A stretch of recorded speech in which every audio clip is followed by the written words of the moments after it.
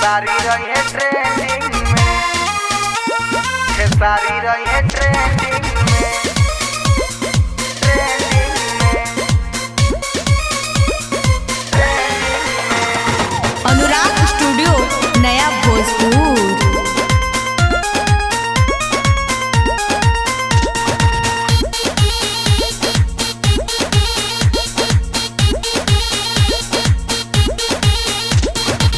YouTube पे छा गइले भैया खेसारी, भोजपुरी में नाही केहू पछाड़ी।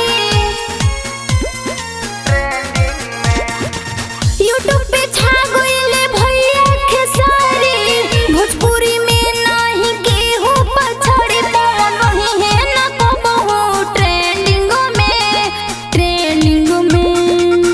काहे पवन रही है पेंडिंग में, खेसारी रही है ट्रेंडिंग में। काहे कहता रे पेंडिंग में, उहो रहे ले ट्रेंडिंग में।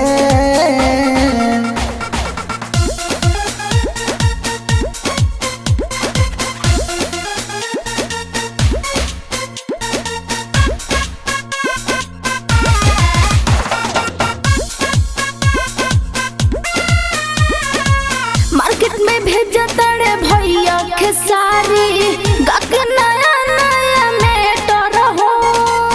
आजा के से रहावे पवन सिंह हो, गावेले उनको से बेटर हो। मार्केट में भेजा तड़े भैया खेसारी, गाके नया नया मेटर हो। आरा के से रहावे पवन सिंह हो, गावेले उनको से बेटर हो। लइका भेजा तड़े गाना व्हाट्सएप सेंडिंग में, सेंडिंग में। काहे पवन रही है पेंडिंग में, खेसारी रही है ट्रेंडिंग